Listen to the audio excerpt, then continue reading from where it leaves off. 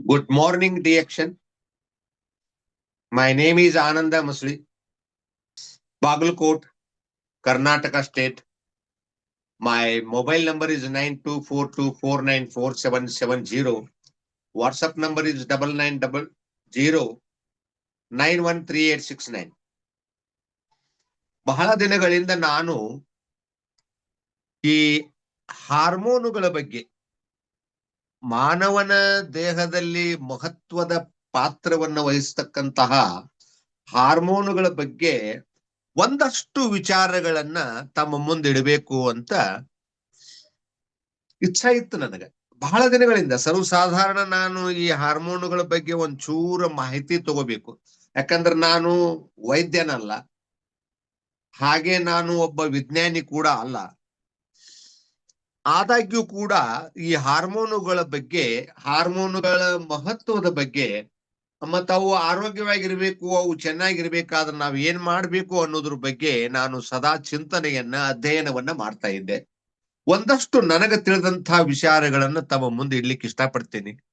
ತಾವು ಸರಿ ಇದ್ರೆ ಓಕೆ ಅನ್ಬಹುದು, ಇಲ್ಲ ಅಂದ್ರೆ ನಾನು ತಪ್ಪು ಮಾತಾಡಿದ್ರೆ ಆ ತಪ್ಪುಗಳನ್ನು ಕೂಡ ನನಗ ನಮ್ಮ ಈ ಕಾಮೆಂಟ್ ಬಾಕ್ಸ್ ನಲ್ಲಿ ಹಾಕಿ ತಿಳಿಸ್ಬೇಕು. ಮುಂದಿನ ದಿನಮಾನಗಳಲ್ಲಿ ನಾನು ಆ ತಪ್ಪುಗಳನ್ನ ತಿದ್ದುಕೊಳ್ತೀನಿ ಅನ್ನುವಂತಹ ಮಾತನ್ನ ಈ ಸಂದರ್ಭದಲ್ಲಿ ಹೇಳಿಕ್ಕೆ ಇಷ್ಟಪಡ್ತೀನಿ ನಾನು. ಈ ಹಾರ್ಮೋನುಗಳು ಅಂತಂದ್ರ ಸರ್ವಸಾಧಾರಣ 50ಕ್ಕಿಂತಲೂ ಹೆಚ್ಚು ಹಾರ್ಮೋನುಗಳು ನಮ್ಮ ದೇಹದೊಳಗ ಬಿಡುಗಡೆ ಆಗ್ತಾವು ಅಂತ ಹೇಳ್ತಾರ. ಕೆಲವು ಹಾರ್ಮೋನುಗಳು ನಮಗ ಖುಷಿಯನ್ನು ಕೊಡ್ತಾವು, ಸಂತೋಷವನ್ನು ಕೊಡ್ತಾವು, ನಾವು ಆರೋಗ್ಯವಾಗಿರ್ಲಿಕ್ಕೆ ಸಹಾಯವನ್ನು ಮಾಡ್ತಾವು. ಇನ್ನು ಕೆಲವು ಹಾರ್ಮೋನುಗಳು ನಮ್ಮ ಆರೋಗ್ಯ ಕೆಡ್ಲಿಕ್ಕೆ ಸಹಾಯ ಮಾಡ್ತಾವು, ನಮ್ಮ ದೇಹದಲ್ಲಿ ಹೇರಾಪೇರಿ ಆಗ್ಲಿಕ್ಕೆ ಸಹಾಯ ಮಾಡ್ತಾವು, ನಮ್ಮ ದೇಹದ ಅವಯವಗಳು, ಅಂಗಾಂಗಗಳು ಸರಿಯಾಗಿ ಕೆಲಸ ಮಾಡದೇ ಇರೋಂಗು ಕೂಡ ಮಾಡುವಂತ ಹಾರ್ಮೋನುಗಳು ಕೂಡ ಅದಾವು. ನಾವು ಸಾಮಾನ್ಯವಾಗಿ ಜನಸಾಮಾನ್ಯರು ಕೇಳುವುದು ಏನಪ್ಪಾ ಅಂತಂದ್ರೆ, ಈಗ ನೋಡ್ರಿ ಎಷ್ಟೋ ಜನ ಪಾಪ ಯುವತಿಯರಿಗೆ ಈ ಕೂದಲುಗಳು ಬಂದ್ಬಿಟ್ಟಿರ್ತಾವ, ದಾಡಿ ಬಂದಿರ್ತಾವ. ಗಂಡ್ಮಕ್ಳಿಗೆ ಹೆಂಗ್ ದಾಡಿ ಬರ್ತಾವ ನೋಡ್ರಿ, ಹಂಗ ಅದು ಕೂಡ ಹಾರ್ಮೋನ್ ಇಂಬ್ಯಾಲೆನ್ಸ್ ಅಂತ ಹೇಳ್ತಾರ. ಅದೇ ರೀತಿಯಾಗಿ ಹೆಣ್ಮಕ್ಳಿಗೆ ಗಣಮಕ್ಳ ಗತೆ ಧ್ವನಿ ಇರ್ತದ, ಗಣಮಕ್ಳಿಗೆ ಹೆಣ್ಮಕ್ಳ ಗತೆ ಧ್ವನಿ ಇರ್ತದ. ಅಥವಾ ಎಷ್ಟೋ ಜನ ಗಣಮಕ್ಳು ಹೆಣ್ಮಕ್ಳ ಗತೆ ಆಕ್ಟ್ ಮಾಡ್ತಾ ಇರ್ತಾರ, ನಡ್ಕೊಳ್ತಾ ಇರ್ತಾರ. ಆಮೇಲೆ ಹೆಣ್ಮಕ್ಳು ಗಣಮಕ್ಳ ಗತೆ ನಡ್ಕೊಳ್ತಾ ಇರ್ತಾರ. ಆಮೇಲೆ ಈಗ ನಮಗ BP, ಶುಗರು, ಥೈರಾಯ್ಡು ಇವೆಲ್ಲ ಪ್ರತಿಯೊಂದು ಕೂಡ ಈ ಹಾರ್ಮೋನುಗಳಿಗೆ ಲಿಂಕ್ ಅದಾವ. ಏನ್ರಿ, ಈಗ ನೋಡ್ರಿ ಲಾಫಿಂಗ್ ಥೆರಪಿ ಅಂತ ಹೇಳಿ ಈಗ ಸೀನಿಯರ್ಸ್ ಎಲ್ಲ ಗಾರ್ಡನ್ ದೊಳಗೆ ಸೇರ್ಕೊಂಡು ಅಂತ ನಗತಾರಲ್ಲ, ಅದರಿಂದ ನಮಗ ಒಂದು ಒಳ್ಳೆ ಹಾರ್ಮೋನ್ ಬಿಡುಗಡೆ ಆಗ್ತದೆ, ಅದರಿಂದ ನಮಗ ಆರೋಗ್ಯ ಸರಿ ಹೋಗ್ತದೆ ಅನ್ನುವಂಥ ನಂಬಿಕೆ ಅವ್ರದ್ದು. ಅಂದರೆ ಇಲ್ಲಿ ಪುನಃ ಮತ್ತೆ ಇದು ಮನಸ್ಸಿಗೆ ಲಿಂಕ್ ಆಗ್ತದೆ. ನಮ್ಮ ಡಾಕ್ಟರ್ ಸವೇರ ಅವರು ಮೊನ್ನೆ ಒಂದು ಕಾರ್ಯಕ್ರಮದಲ್ಲಿ ಹೇಳಿದ್ರು, ಮನ್ ಹಿ ತನ್ ಹೈ, ತನ್ ಹಿ ಮನ್ ಹೈ. ಅಂದರೆ ಮನಸ್ಸೇ ದೇಹ, ದೇಹವೇ ಮನಸ್ಸು. ಇವೆರಡು ಹೊಂದಾಣಿಕೆಯಾಗಿದ್ದುವಪ್ಪ ಅಂದ್ರೆ, ಇವೆರಡು ಆರೋಗ್ಯವಾಗಿದ್ದುವಪ್ಪ ಅಂತಂದ್ರೆ ಮನುಷ್ಯ ಆರೋಗ್ಯವಾಗಿರ್ತಾನ ಅನ್ನುವಂಥದ್ದು ಅವರ ಅಭಿಪ್ರಾಯ, ಮತ್ತು ಅದು ಸತ್ಯ ಕೂಡ. ಹಾರ್ಮೋನುಗಳು ಯಾವುವು? ಹಾರ್ಮೋನುಗಳು ನಿಮ್ಮ ರಕ್ತದ ಮೂಲಕ ನಿಮ್ಮ ಅಂಗಗಳು, ಚರ್ಮ, ಸ್ನಾಯುಗಳು ಮತ್ತು ಇತರ ಅಂಗಾಂಶಗಳಿಗೆ ಸಂದೇಶಗಳನ್ನು ಸಾಗಿಸುವ ಮೂಲಕ ನಿಮ್ಮ ದೇಹದಲ್ಲಿನ ವಿವಿಧ ಕಾರ್ಯಗಳನ್ನು ಸಂಘಟಿಸುವ ರಾಸಾಯನಿಕಗಳಾಗಿವೆ.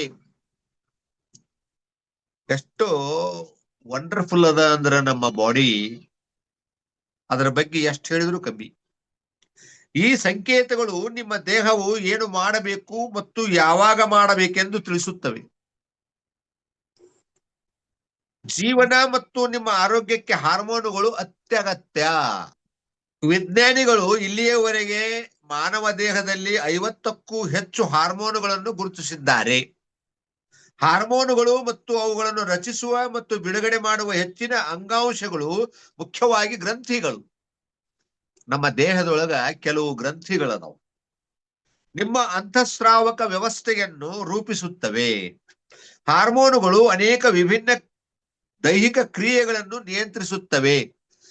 ನೋಡ್ರಿ, ಹಾರ್ಮೋನುಗಳು ನಮ್ಮ ದೇಹದ ಬಹುತೇಕ ಕೆಲಸಗಳನ್ನ ನಿಯಂತ್ರಣ ಮಾಡ್ತಾವ. ಚಯಾಪಚಯ ಕ್ರಿಯೆ, ರಕ್ತದೊತ್ತಡ ಮತ್ತು ರಕ್ತದಲ್ಲಿನ ಸಕ್ಕರೆ ನಿಯಂತ್ರಣ, ದ್ರವ ಅಂದ್ರೆ ನೀರು ಮತ್ತು ಎಲೆಕ್ಟ್ರೋಲೈಟ್ ಸಮತೋಲನ ಮತ್ತು ದೇಹದ ಉಷ್ಣತೆಯಂತಹ ಹೋಮಿಯೋಸ್ಟಾಸಿಸ್ ಅಂದ್ರೆ ಸ್ಥಿರ ಆಂತರಿಕ ಸಮತೋಲನ ಇದನ್ನೆಲ್ಲ ಮಾಡ್ತದೆ. ಬೆಳವಣಿಗೆ ಮತ್ತು ಅಭಿವೃದ್ಧಿ, ಅದು ಲೈಂಗಿಕ ಕ್ರಿಯೆ, ಸಂತಾನೋತ್ಪತ್ತಿ, ನಿದ್ರೆ, ಎಚ್ಚರ ಚಕ್ರ, ಮನಸ್ಥಿತಿ, ಹಾರ್ಮೋನುಗಳ ವಿಷಯದಲ್ಲಿ ಸ್ವಲ್ಪ ಮಟ್ಟಿಗೆ ಇದು ಸಹಾಯ ಮಾಡುತ್ತದೆ. ಈ ಕಾರಣದಿಂದಾಗಿ ಮತ್ತಿನ್ನ ಹಾರ್ಮೋನುಗಳು ಏನ್ ಮಾಡ್ತಾಪ, ಯಾವ ದೇಹದ ಅಂಗಾಂಗಗಳು ಹಾರ್ಮೋನುಗಳನ್ನು ತಯಾರಿಸುತ್ತವೆ. ನಿಮ್ಮ ಅಂತಃಸ್ರಾವಕ ವ್ಯವಸ್ಥೆಯನ್ನು ರೂಪಿಸುವ ವಿಶೇಷ ಗ್ರಂಥಿಗಳು ನಿಮ್ಮ ದೇಹದಲ್ಲಿನ ಹೆಚ್ಚಿನ ಹಾರ್ಮೋನುಗಳನ್ನು ತಯಾರಿಸಿ ಬಿಡುಗಡೆ ಮಾಡುತ್ತವೆ. ಗ್ರಂಥಿಯು ಹಾರ್ಮೋನುಗಳು, ಜೀರ್ಣಕಾರಿ ರಸಗಳು, ಬೆವರು ಮತ್ತು ಕಣ್ಣೀರು ಮುಂತಾದ ಒಂದು ಅಥವಾ ಹೆಚ್ಚಿನ ವಸ್ತುಗಳನ್ನು ಉತ್ಪಾದಿಸುವ ಅಂಗವಾಗಿದೆ. ಅಂತಃಸ್ರಾವಕ ಗ್ರಂಥಿಗಳು ಹಾರ್ಮೋನುಗಳನ್ನು ನೇರವಾಗಿ ನಿಮ್ಮ ರಕ್ತ ಪ್ರವಾಹಕ್ಕೆ ಬಿಡುಗಡೆ ಮಾಡುತ್ತವೆ. ನಿಮ್ಮ ಅಂತಃಸ್ರಾವಕ ವ್ಯವಸ್ಥೆಯು ಈ ಕೆಳಗಿನ ಗ್ರಂಥಿಗಳನ್ನು ಒಳಗೊಂಡಿದೆ. ಅವು ಗ್ರಂಥಿಗಳ ಹೆಸರು ಹೇಳ್ಬಿಡ್ತೀನಿ, ಇಂಪಾರ್ಟೆಂಟ್. ಹೈಪೋಥಾಲಮಸ್, ಪಿಟ್ಯೂಟರಿ ಗ್ರಂಥಿ, ಪೀನಲ್ ಗ್ರಂಥಿ, ಥೈರಾಯ್ಡು, ಪ್ಯಾರಾಥೈರಾಯ್ಡ್ ಗ್ರಂಥಿಗಳು, ಮೂತ್ರಜನಕಾಂಗದ ಗ್ರಂಥಿಗಳು, ಮೇದೋಜೀರಕ ಗ್ರಂಥಿಗಳು. ಪೀನಲ್ ಗ್ರಂಥಿ, ಥೈರಾಯ್ಡು, ಅಂಡಾಶಯಗಳು, ವೃಷಣಗಳು, ಇವು ಎಲ್ಲ ಎಷ್ಟು ವಿಚಿತ್ರವಾದ ವ್ಯವಸ್ಥೆ ನಮ್ಮ ದೇಹದ ಒಳಗೈತು ನೋಡ್ರಿ. ನಾವು ಬರೇ ಮ್ಯಾಗಿಂದ ನೋಡ್ತೀವಿ, ಮ್ಯಾಗ ಮುಖಕ್ಕ ಚಂದ ಮಾಡ್ಕೊಂಡ್ಬಿಟ್ರೆ, ಕೂದ್ಲ ಚಂದ ಮಾಡ್ಕೊಂಡ್ಬಿಟ್ರೆ ನಾವು ಚಂದ ಇರ್ತೀವಿ ಅಂತ ತಿಳ್ಕೊಂಡಿವಿ. ಅದಲ್ಲ. ನಾವು ಸಂಪೂರ್ಣ ಆರೋಗ್ಯವಾಗಿರ್ಬೇಕಾದ್ರೆ ನಮ್ಮ ಡಾಕ್ಟರ್ ಸವೇರ ಅವ್ರು ಹೇಳಿದಂಗ ಮನಸ್ಸು ಮತ್ತು ದೇಹ ಎರಡೂ ಆರೋಗ್ಯವಾಗಿರ್ಬೇಕು. ಎರಡೂ ಆರೋಗ್ಯವಾಗಿರ್ಬೇಕಪ್ಪ ಅಂತಂದ್ರೆ ಏನ್ ಮಾಡ್ಬೇಕು ನಾವು? ಎರಡೂ ಆರೋಗ್ಯವಾಗಿರ್ಬೇಕಾತಪ್ಪ ಅಂತಂದ್ರ ಈಗಾಗಲೇ ನಿಮ್ಗೆ ಸಾಕಷ್ಟು ಸಾರಿ ನಾವು ಚಿಂತನ ಮಂಥನ ಮಾಡಿದೀವಿ, ಗೊತ್ತದ ಅದು. ಅದನ್ನೇನು ಪುನಃ ಪುನಃ ನಾನು ಹೇಳ್ಬೇಕು ಅನ್ನೋದು ವಿಚಾರ ಇಲ್ಲ. ಉತ್ತಮ ಹಾರ್ಮೋನುಗಳು ಅಂದ್ರೆ ಏನು, ಅದ್ರ ಬಗ್ಗೆ ಒಂದ್ ಸ್ವಲ್ಪ ಸಂಕ್ಷಿಪ್ತವಾಗಿ ತಿಳ್ಕೊಂಡ್ಬಿಡೋಣ. ಉತ್ತಮ ಹಾರ್ಮೋನುಗಳ ಬಗ್ಗೆ ಒಂದಷ್ಟು ತಿಳ್ಕೊಳ್ಳೋಣ. ಉತ್ತಮ ಹಾರ್ಮೋನುಗಳಂದ್ರೆ ಏನಪ್ಪಾ ಅಂತಂದ್ರೆ ಸಾಮಾನ್ಯವಾಗಿ ನಮಗ ಸಂತೋಷವನ್ನ ನೀಡತಕ್ಕಂತ ಹಾರ್ಮೋನುಗಳು, ಅಂದ್ರೆ ನಮ್ಮನ್ನು ಖುಷಿಯಾಗಿರ್ತಕ್ಕಂಥ ಹಾರ್ಮೋನುಗಳು, ಅಥವಾ ನಮ್ಮನ್ನು ಚೆನ್ನಾಗಿ ಬೆಳವಣಿಗೆ ಮಾಡ್ತಕ್ಕಂಥ ಹಾರ್ಮೋನುಗಳು. ಡೋಪೋಮೈನ್ ಅನ್ನುವಂತ ಹಾರ್ಮೋನು, ಸೆರೋಟೋನಿನ್ ಅನ್ನುವಂತ ಹಾರ್ಮೋನು, ಎಂಡಾರ್ಫಿನ್ಗಳು ಮತ್ತು ಆಕ್ಸಿಟೋಸಿನ್ ಸೇರಿದಂತೆ ಮನಸ್ಥಿತಿ ಮತ್ತು ಯೋಗಕ್ಷೇಮವನ್ನು ಸುಧಾರಿಸುವ ರಾಸಾಯನಿಕಗಳ ಗುಂಪು. ಈ ಹಾರ್ಮೋನುಗಳು ಆನಂದ, ಪ್ರತಿಫಲ, ಸಂತೋಷ, ನೋವು ನಿವಾರಣೆ ಮತ್ತು ಸಾಮಾಜಿಕ ಬಂಧದ ಭಾವನೆಗಳಿಗೆ ಕಾರಣವಾಗಿವೆ. ನೋಡ್ರಿ ಎಂಥ ಅದ್ಭುತ ಐತಿ.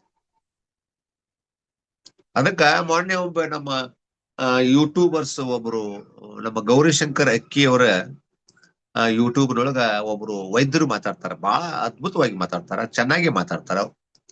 ಅವ್ರು ಹೇಳಿದ್ರು, ಒಂದು ನಮಗ ಸಂತೋಷವನ್ನ ಉಂಟು ಮಾಡ್ತಕ್ಕಂತ ಹಾರ್ಮೋನ್ ಬಿಡುಗಡೆ ಆಯ್ತಪ್ಪ ಅಂದ್ರ ಕೋಟಿ ರೂಪಾಯಿಗೆ ಸಮಾನ ಅಂತ ಹೇಳ್ತಾರ. ಯಾಕಂದ್ರ ಅದು ನಮ್ಮ ದೇಹವನ್ನ ಮತ್ತು ಆರೋಗ್ಯವನ್ನ ಬಹಳಷ್ಟು ಸರಿ ಮಾಡ್ಲಿಕ್ಕೆ ಸಹಾಯ ಆಗತ್ತಂತ. ನಮ್ಮಲ್ಲಿ ಎಷ್ಟು ಜನರಿಗೆ ಅಂತ ಹಾರ್ಮೋನ್ ಬಿಡುಗಡೆ ಆಗ್ಲಿಕ್ಕೆ ಸಾಧ್ಯದ ಹೇಳ್ರಿ? ಅದು ಸುಮ್ಮನೆ ಬಿಡುಗಡೆ ಆಗಲ್ಲ. ಹಾರ್ಮೋನು, ಒಳ್ಳೆಯ ಹಾರ್ಮೋನು ಸುಮ್ಮನೆ ಬಿಡುಗಡೆ ಆಗುದಿಲ್ಲ. ಮೋಸ್ಟ್ಲಿ ಆಕ್ಸಿಟೋಸಿನ್ ಬಗ್ಗೆ ಹೇಳಿರ್ಬೋದು ಅವ್ರು, ಮೇಡಮ್ ಅವರು, ನನಗ ನೆನಪಾರ್ಯದ. ಒಂದು ಒಳ್ಳೆಯ ಬಿಡುಗಡೆ ಆದ್ರೆ, ಒಂದು ಒಳ್ಳೆಯ ನಮಗ ಆನಂದವನ್ನು ಕೊಡ್ತಕ್ಕಂತಹ ಹಾರ್ಮೋನ್ ಬಿಡುಗಡೆ ಆದ್ರೂ 1 ಕೋಟಿ ರೂಪಾಯಿಗೆ ಸಮಾನ ಅನ್ನುವಂತ ಮಾತನ್ನ ಹೇಳ್ತಾರ ಅವ್ರು. ಆದ್ರೆ ಆ ಒಂದು ಹಾರ್ಮೋನು ಸುಮ್ಮನೆ ಬಿಡುಗಡೆ ಆಗಲ್ಲ. ಅದಕ್ಕ ಹಿಂದಿನ ತಯಾರಿ ಅಂತ ಒಂದಿರ್ತದಲ್ರಿ, ಆ ಅದಕ್ಕೊಂದು ತಯಾರಿ ಅಂತ ಇರ್ತದಲ್ಲ, ಅದು ನಮ್ಮ ಮನಸ್ಸು ಮತ್ತು ದೇಹಗಳ ಮೇಲೆ ಡಿಪೆಂಡ್ ಆಗ್ಯದ. ಅಂದ್ರ ಒಳ್ಳೆಯ ಹಾರ್ಮೋನುಗಳು ಬಿಡುಗಡೆ ಆಗಬೇಕಾದ್ರೆ ನಾವ್ ಏನೇನ್ ಮಾಡ್ಬೇಕು ಅನ್ನೋದನ್ನ ಕೊನೆಗೆ ಹೇಳ್ತೀನಿ. ಈಗೇನ್ ನಾ ಇಷ್ಟೊತ್ತನ ಹೇಳಿದ್ನಲ್ಲ, ಡೋಪೋಮೈನ್, ಸೆರೋಟೋನಿನ್, ಎಂಡಾರ್ಫಿನ್ಗಳು ಮತ್ತು ಆಕ್ಸಿಟೋಸಿನ್ಗಳು ಅಂತೇನ್ ಹೇಳಿದ್ನಲ್ಲ ಹಾರ್ಮೋನುಗಳು, ಇವು ಆನಂದವನ್ನ ಉಂಟು ಮಾಡ್ತಕ್ಕಂತಹ, ನಮ್ಮ ದೇಹವನ್ನ ಆರೋಗ್ಯಕರವಾಗಿರ್ತಕ್ಕಂತಹ, ಸಮೃದ್ಧಗೊಳಿಸ್ತಕ್ಕಂತಹ ಹಾರ್ಮೋನುಗಳು. ಅವುಗಳು ಏನು ಅನ್ನೋದನ್ನು ಸಂಕ್ಷಿಪ್ತವಾಗಿ ನೋಡೋಣ ನಾವು. ಬೇರೆ ಬೇರೆ ಅದಾವ ಇವು. ಯಾವಪ್ಪ ಅಂದ್ರ ಡೋಪಮೈನ್ ಅನ್ನುವಂಥ ಒಂದು ಹಾರ್ಮೋನ್ ಐತೆ. ಪ್ರತಿಫಲ ಹಾರ್ಮೋನ್ ಎಂದು ಕರೆಯಲ್ಪಡುವ ಇದು ನೀವು ಒಂದು ಗುರಿಯನ್ನು ಸಾಧಿಸಿದಾಗ ಅಥವಾ ಪ್ರತಿಫಲವನ್ನು ಪಡೆದಾಗ ಬಿಡುಗಡೆಯಾಗುತ್ತದೆ. ಇದು ಒಳ್ಳೆಯ ಭಾವನೆಯ ಸಂವೇದನೆಯನ್ನು ಸೃಷ್ಟಿಸುತ್ತದೆ. ಈಗ ನೋಡ್ರಿ, ಕ್ರಿಕೆಟ್ನ್ಯಾಗ ಕೊನೆ ಚೆಂಡಿನೊಳಗ 6 ಹೊಡೆದ ಕೂಡ್ಲೆ ವಿನ್ ಆಗಿಬಿಡ್ತಾರ ನೋಡ್ರಿ. ಆ ಟೀಮ್ನವ್ರು ಎಲ್ಲರೂ ತಕ ತಕ ತಕ ತಕ ಕುಣಿತಾರ. ಎಷ್ಟು ಖುಷಿ ಆಗತ್ತೆ ಗೊತ್ತಾ ಅವ್ರಿಗೆ? ಅದೇ ನಿಜವಾದ ಖುಷಿ ಅದು. ಯಾಕಂದ್ರ ಒಂದು ಕಾರ್ಯವನ್ನ ಮಾಡಿ ಅದ್ರೊಳಗೆ ಸಕ್ಸಸ್ ಆಗ್ಯಾರ. ಅದು ಹೆಂಗ? ಸರಿಯಾದ ಮಾರ್ಗದಲ್ಲಿ ಸಕ್ಸಸ್ ಆಗ್ಯಾರ. ಇನ್ನ ಸಿರೋಟೋನಿನ್ ಅನ್ನುವಂಥ ಹಾರ್ಮೋನ್, ಈ ಹಾರ್ಮೋನ್ ಮನಸ್ಥಿತಿ, ಹಸಿವು ಮತ್ತು ನಿದ್ರೆಯನ್ನು ನಿಯಂತ್ರಿಸುತ್ತದೆ ನೋಡ್ರಿ. ಮತ್ತು ಸಮತೋಲಿತ ಪ್ರಮಾಣವು ಸಕಾರಾತ್ಮಕ ಭಾವನೆಗಳನ್ನು ಉತ್ತೇಜಿಸುತ್ತದೆ ಮತ್ತು ಆತಂಕ ಮತ್ತು ಖಿನ್ನತೆಯನ್ನು ದೂರ ಮಾಡಲು ಸಹಾಯ ಮಾಡುತ್ತದೆ. ಏನಪ್ಪಾ ಬಾಬಾ, ಸಿರೋಟೋನಿನ್ ಇರ್ಬೋದೇನೋ ಅನ್ಸುತ್ತೆ ನನಗೆ ಮೇಡಮ್ ಅವ್ರು ಹೇಳಿದ್ದು. ಅಂದ್ರೆ ಎಷ್ಟು ಅದ್ಭುತ ಇತ್ತು. ನಮಗ ಆತಂಕ ಮತ್ತು ಖಿನ್ನತೆಯನ್ನು ದೂರ ಮಾಡ್ತದೆ ಇದು. ಎಷ್ಟು ಅವಶ್ಯವಾದಂಥದ್ದು. ಎಂಡಾರ್ಫಿನ್ ಅನ್ನುವಂತಹ ಹಾರ್ಮೋನ್ ಐತೆ. ಅದ್ರ ಬಗ್ಗೆ ಏನು ಹೇಳ್ಬೇಕಪ್ಪ ಅಂದ್ರ, ನಿಮ್ಮ ದೇಹದ ನೈಸರ್ಗಿಕ ನೋವು ನಿವಾರಕವಾದ ಎಂಡಾರ್ಫಿನ್ಗಳು ಒತ್ತಡ ಅಥವಾ ಅಸ್ವಸ್ಥತೆಗೆ ಪ್ರತಿಕ್ರಿಯೆಯಾಗಿ ಬಿಡುಗಡೆಯಾಗುತ್ತದೆ ಮತ್ತು ಓಟಗಾರರ ಹೈ ನಂತಹ ಸಮಯದಲ್ಲಿ ಸಂಭ್ರಮದ ಭಾವನೆಗಳನ್ನು ಉಂಟು ಮಾಡುತ್ತದೆ. ಹಾರ್ಮೋನುಗಳು ಎಷ್ಟು ಮಹತ್ವದವು. ಇನ್ನ ಆಕ್ಸಿಟೋಸಿನ್ ಅನ್ನುವಂಥ ಒಂದು ಹಾರ್ಮೋನ್,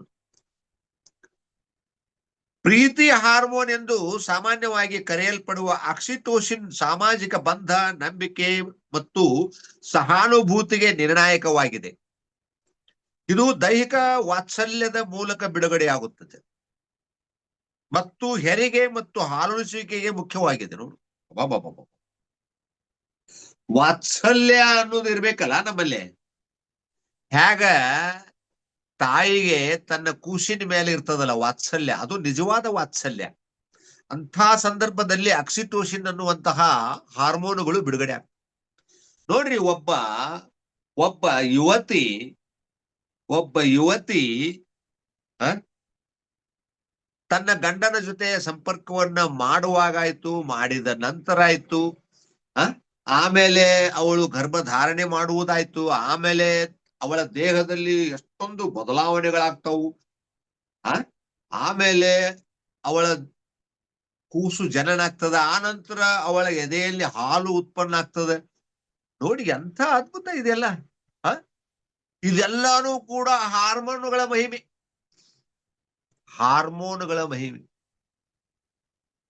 ಇವೆಲ್ಲ ಮನಸ್ಸಿಗೆ ಆನಂದವನ್ನ, ಮುದವನ್ನ, ಹಿತವನ್ನ ಕೊಡುವಂಥವು. ಇವು ಇರುವುದರಿಂದ, ಇವು ಹೆಚ್ಚಾಗಿ ಇರುವುದರಿಂದ ಏನಾಗ್ತದಪ್ಪ ಅಂದ್ರೆ ಪರಿಸ್ಥಿತಿ, ನಾವು ಆರೋಗ್ಯವಂತರಾಗಿರ್ತೀವಿ, ಖುಷಿಯಾಗಿರ್ತೀವಿ. ಆದ್ರೆ ಅವು ಹಂಗ ಬರಂಗಿಲ್ರಿ, ಈಗ ನೀವು ಜಾಬಿಗೆ ಹೋಗ್ಲಾರ್ದನ, ರೆಗ್ಯುಲರ್ ಆಗಿ ಹೋಗ್ಲಾರ್ದ, ಅಟೆಂಡೆನ್ಸ್ ಸರಿಯಾಗಿರ್ಲಾರ್ದ ನಿಮಗೆ ಸಂಬಳ ಬರ್ತದನ್ರಿ? ಬರುದಿಲ್ಲ. ನೀವು ಬರೀ ಎಲ್ಲ ಕ್ಲಾಸ್ ಬಿಟ್ಟು, ಕಾಲೇಜ್ ಬಿಟ್ಟು, ಸ್ಕೂಲ್ ಬಿಟ್ಟು ಸರಿಯಾಗಿ ನಿಮ್ ಕೆಲಸ ಮಾಡ್ಲಾರ್ದ ಬರೇ ರಜಾ ಹಾಕಿ ಆ ಕಡೆ ಓಡಾಡಿದ್ರೆ ಸಂಬಳ ಬರ್ತದ? ನಮಗ್ ಬರಲ್ಲ. ಅದೇ ರೀತಿಯಾಗಿ ನಾವು ಮಾಡಬೇಕಾದ ಕೆಲಸವನ್ನು ಮಾಡಿದಾಗ ಮಾತ್ರ ಇದೆಲ್ಲ ನಮಗೆ ಸಿಗುತ್ತದೆ. ಈ ವಿಷಯಕ್ಕೋಸ್ಕರ ನಾನು ಈ ಹಾರ್ಮೋನುಗಳ ಬಗ್ಗೆ ಮಾತನಾಡ್ಲಿಕ್ಕೆ ಕೂತಿದ್ದೀನಿ ಇವಾಗ. ಅವುಗಳನ್ನು ಹೇಗೆ ಹೆಚ್ಚಿಸಿಕೊಳ್ಳಬಹುದು ಅಂದ್ರ ಈ ಒಳ್ಳೆಯ ಹಾರ್ಮೋನುಗಳನ್ನ ನಾವು ದೇಹದಲ್ಲಿ ಹೇಗೆ ಬಿಡುಗಡೆ ಮಾಡ್ಕೋಬಹುದು ಅನ್ನೋದ್ರ ಬಗ್ಗೆ ಒಂದಷ್ಟು ಇಲ್ಲಿ ವಿಚಾರಗಳನ್ನು ಕೊಟ್ಟಾರ. ದಯವಿಟ್ಟು ನಾವು ಗಮನವಿಟ್ಟು ನೋಡ್ಬೇಕು. ದಯವಿಟ್ಟು ತಾವು ಗಮನವಿಟ್ಟು ಕೇಳ್ರಿ. ಸಾಧ್ಯ ಆದ್ರೆ ಇವುಗಳನ್ನು ನಿಮ್ಮ ಜೀವನದಲ್ಲಿ ಅಳವಡಿಸಿಕೊಡ್ರಿ. ಅವಾಗ ನಿಮ್ಮ ದೇಹದಲ್ಲಿ ಇವೆಲ್ಲ ಒಳ್ಳೊಳ್ಳೆಯ ಹಾರ್ಮೋನುಗಳು ಬಿಡುಗಡೆ ಆಗ್ತಾವು. ಅವಾಗ ನಿಮ್ಮ ದೇಹ ಮತ್ತು ಮನಸ್ಸು ಆನಂದಮಯವಾಗಿರ್ತದೆ. ವ್ಯಾಯಾಮ ಮಾಡ್ಬೇಕು ಅಂತ ಹೇಳ್ತಾರ ಅವ್ರು. ವ್ಯಾಯಾಮ ಅಂದ್ರೆ ಏನ್ರಿ? ತೀವ್ರವಾದ ದೈಹಿಕ ಚಟುವಟಿಕೆಯು ಎಂಡಾರ್ಫಿನ್ಗಳನ್ನು ಹೆಚ್ಚಿಸಬಹುದು.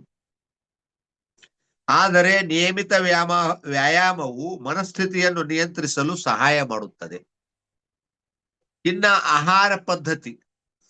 ಪ್ರೋಟೀನ್ ಭರಿತ ಆಹಾರಗಳನ್ನು ಸೇವಿಸುವುದರಿಂದ ಸಿರೋಟೋನಿನ್ ಉತ್ಪಾದನೆಗೆ ಸಹಾಯವಾಗುತ್ತದೆ. ನೋಡ್ರಿ, ಇಲ್ಲಿ ಆಹಾರ ಎಷ್ಟು ಚೆನ್ನಾಗಿರ್ಬೇಕು ಅಂದ್ರ ಪ್ರೋಟೀನ್ ಭರಿತ ಆಹಾರ ಅಂತ ಇವತ್ತಿನ ದಿವಸ ಅದೆಲ್ಲ ಸಿಗ್ತಾ ಇಲ್ಲ. ಅದಕ್ಕೋಸ್ಕರ ದಯವಿಟ್ಟು ನಮ್ಮ ಡಿಎಕ್ಷನ್ ಪ್ರಾಡಕ್ಟ್ಗಳ ಕಡೆಗೆ ಗಮನವನ್ನು ಹರಿಸ್ರಿ. ನಮಗೆ ಇದ್ರ ಬಗ್ಗೆ ಹೆಚ್ಚಿನ ಮಾಹಿತಿ ತಿಳ್ಕೊಳ್ರಿ. ಇವತ್ತಿನ ದಿವಸ ನಮ್ಮ ಆಹಾರದಲ್ಲಿ ಸರಿಯಾದ ಪ್ರೋಟೀನ್ಗಳು ದೊರಕ್ತಾ ಇಲ್ಲ.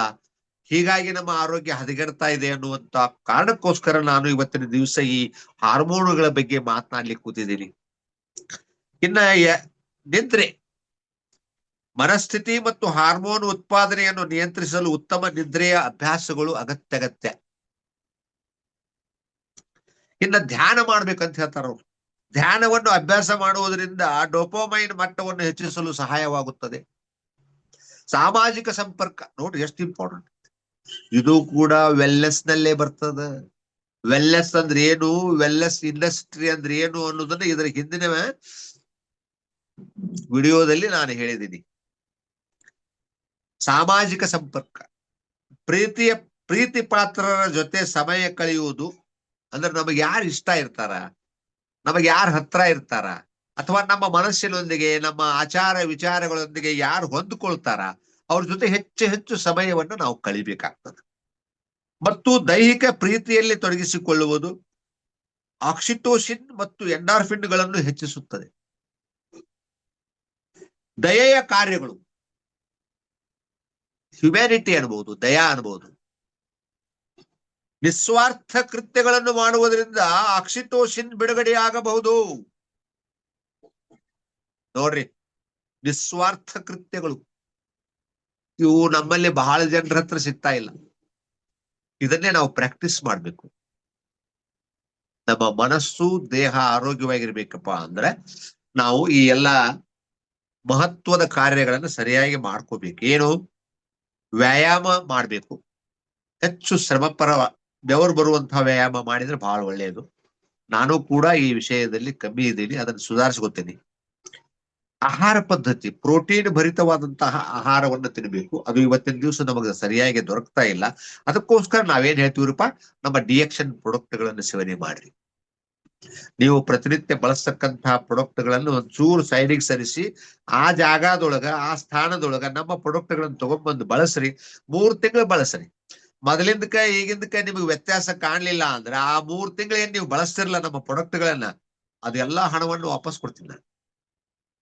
ಅವೆಲ್ಲ ಖಾಲಿ ಡಬ್ಬಿ ನನಗೆ ವಾಪಸ್ ಕೊಟ್ರಿ ಅಂದ್ರೆ ನಾ ಪೂರ್ತಿ ಹಣ ವಾಪಸ್ ಕೊಡ್ತೀನಿ. ಯಾಕೆ ಈ ಮಾತು ಹೇಳ್ತೀನಿ? ಯಾಕೆ ಹೇಳ್ತೀನಿ ಅಂದ್ರೆ ಅಷ್ಟು ಒಳ್ಳೆವದವು. ನಮಗೆಲ್ಲ ಪ್ರತಿನಿತ್ಯ ನಾವು ಅವನ್ನೇ ಬಳಸ್ತೀವಿ. ಅವುಗಳ ಪ್ರಯೋಜನ ನಮಗ್ ಗೊತ್ತಾಗ್ಯದ.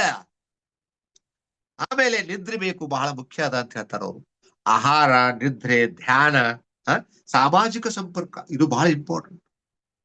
ಕೆಲವರೆಲ್ಲ ಅಲ್ಲೇ ಇಲ್ಲೇ ಏನೇನೋ ಮಾಡಕ್ ಹೋಗ್ತಾರ ಸಾಮಾಜಿಕ ಕಾರ್ಯ. ನಾ ಹೌದ್ ಅನ್ಸ್ಕೋಬೇಕು, ನಾ ಬಹಳ ಒಳ್ಳೆಯವ ಅನ್ಸ್ಕೋಬೇಕು ಅಂತ. ಅಲ್ಲೇ ಏನದ ಅಂದ್ರೆ ಮೇನ್ ಇಂಪಾರ್ಟೆಂಟ್ ನಿಸ್ವಾರ್ಥ ಭಾವನೆ ಇರುವುದಿಲ್ಲ. ಹೀಗಾಗಿ ಅವ್ರು ಸಕ್ಸಸ್ ಆಗುದಿಲ್ಲ. ಏನೋ ಓಡಾಡ್ತಾರ, ಹಂಗ್ ಮಾಡ್ತಾರ, ಹಿಂಗ್ ಮಾಡ್ತಾರ ತಮ್ಮ ಹೆಸರು ಪಡಿಸ್ಕೊಳಕ.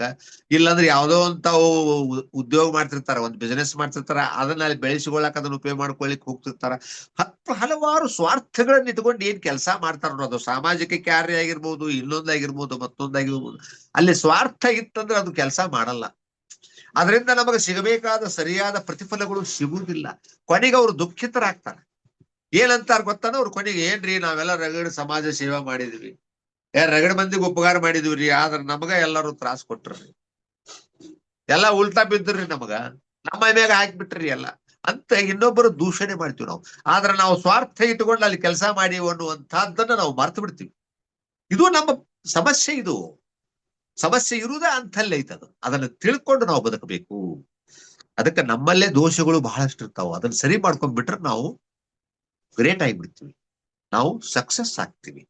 ಆಮೇಲೆ ಸಾಮಾಜಿಕ ಕಾರ್ಯಗಳು ಹೆಂಗಿರ್ಬೇಕಂದ್ರೆ, ಪ್ರೀತಿ ಪಾತ್ರರ ಜೊತೆ ಸಮಯ ಕಳೆಯುವುದು ಮತ್ತು ದೈಹಿಕ ಪ್ರೀತಿಯಲ್ಲಿ ತೊಡಗಿಕೊಳ್ಳುವುದು ಆಕ್ಸಿಟೋಸಿನ್ ಮತ್ತು ಎಂಡೋರ್ಫಿನ್ಗಳನ್ನು ಹೆಚ್ಚಿಸುತ್ತದೆ. ಇನ್ನ ದಯೆಯ ಕಾರ್ಯಗಳು, ನಿಸ್ವಾರ್ಥ ಕೃತ್ಯಗಳನ್ನು ಮಾಡುವುದರಿಂದ ಆಕ್ಸಿಟೋಸಿನ್ ಬಿಡುಗಡೆಯಾಗಬಹುದು. ಅದಕ್ಕೆ ದಯವಿಟ್ಟು ಇದರ ಬಗ್ಗೆ ತಾವು ಆಲೋಚನೆಯನ್ನ ಮಾಡ್ರಿ, ನಮ್ಮ ವಿಡಿಯೋಗಳನ್ನ ನೋಡ್ತಾ ಇರ್ರಿ, ನಮಗ ಆಶೀರ್ವಾದವನ್ನ ಮಾಡ್ರಿ.